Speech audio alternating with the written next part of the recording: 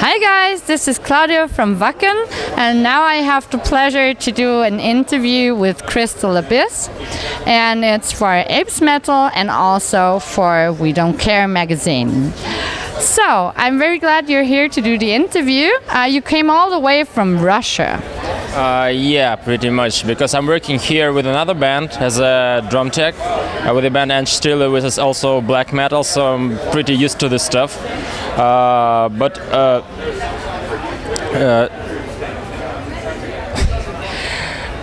So as I traveled here, I wanted to watch the festival. I wanted to work here, so I just came for the beginning, and then I will meet my guys only tomorrow because they will be playing tomorrow and they're from Germany, so they have their jobs and then they come to play.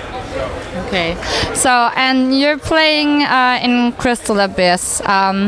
Can you tell me like a bit of the history of your band? Like you're around for some years now, and you're doing a record at the moment. Well, our band is pretty old for a band that is not that much known as ours, because we were founded at 1998. And now I think we are one of the oldest black metal bands in Russia that exist there. We had some different periods, some more active, some less active, but in general we did several demo recording. We toured a lot in the first part of 2000s.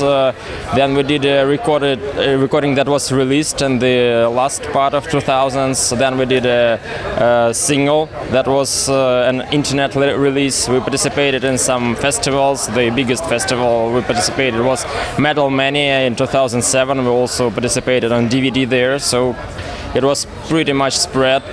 Now last 3 or 4 years, we were not really active because I had a lot of work in other bands, a lot of work in music, so I tour a lot, and I didn't have really much time to focus on the band. But we really wanted to keep on working on what we started back in the end of 2000s on the album that we're finishing now.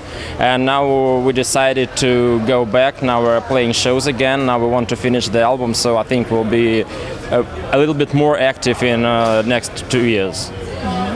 And you have a quite known drummer actually, which will be on the record. Who is that? Yeah, it's Dari from Dimmu Borgir. He's kind of good acquaintance of us because we record most of our stuff in Poland, and this guy is also from Poland because he used to play in Vader, and we got connected with his studio boss, and he recorded an album for us. Yeah. So for you, when you're writing music, is it like you're writing about your feelings and want to share that, or is it more you're writing for a genre, writing for the fans? Well, actually, if you make some art, it has to be sincere, at least in some extent. Of course, black metal is a little bit limited because it has topics that are common for this genre, and you need to focus mostly on these topics. But I think every human is pretty versatile, and you just don't have to invent something to do it for the fans. You just need to focus on these parts of your soul, of your mind, to find these very things that you want to express in that very kind of music. So I think I do it for myself. So when I estimate my art, I mostly think if I personally like it or don't like it. It will be really hard to me to do a song that I will personally don't like, but someone will tell me, oh yeah, this will work for the fans. It is pretty weird. I'm also doing a lot of sound engineering for the bands, and it's the same. When I'm doing a sound for the band, I'm just doing the sound to make it suitable for myself.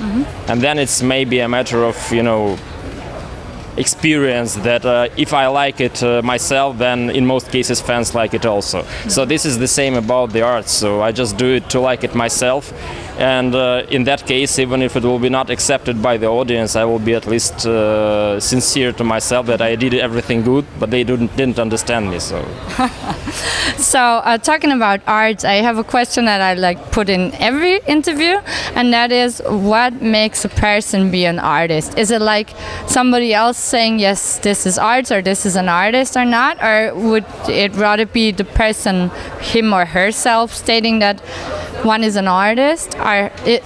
Do you feel like you're an artist, or is that of any importance to you? Well, actually, I'm a little bit pragmatic concerning these kind of definitions, because when you get a driving license, in the rules to drive, there is written that the driver is the one who is sitting near the driving wheel.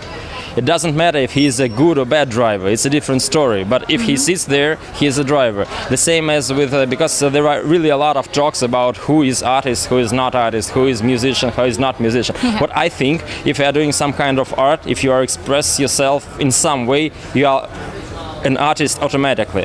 If this art is good or bad, if it has some use or not, so it will be decided by the audience, by the recipients, by anything. The same as with music. If you take a musical instrument and do a tone, then you are a musician. It doesn't matter if you can't play it or what, maybe someone will like it, maybe someone will not like it. You are making music already, so then you are a musician.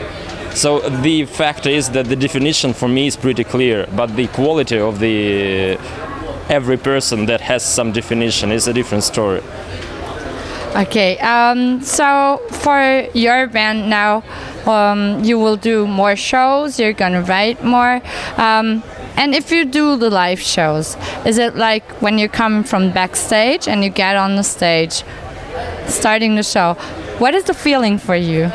Well, during the shows, for me, the most important thing is the energy, because, if to speak about stuff like, energy vampirism or giving the energy out. So when you are an artist playing on stage and you have a good energy connection with the audience, it's really good, because you can give up much, but then if the audience is pretty numerous and they handle it, you can take a lot more back, and then give more to them, and then get also a lot more back. So because after good shows we have, I feel like a charged accumulator after that, so I can sleep for several hours because of adrenaline and because of this energy. Because for me the show is the energy exchange. Especially it's important for these genres like black metal, because the atmosphere is very important there, energy is very important there. So it's not just type of notes, it's it's the topic, it's the world, so it has you need to put something to build it, and people must support it, and if it works together, then it's a good show for everyone. Anything you would like to tell your fans as rounding up the interview?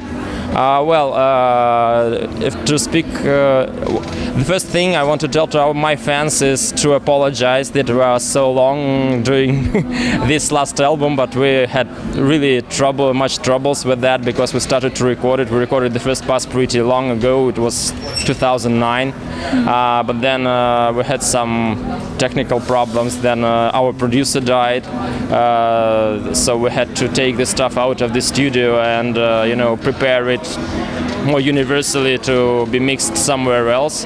But now we've done most of the things. Now it's prepared for mixing. So I hope we will manage it till the end of the year, maybe in the beginning of the next year. So because we really like what we did on this album, and we don't want to put it in an ashtray. So I want to thank you for being patient if you're still waiting for it. Okay. So thanks for talking. Thank you.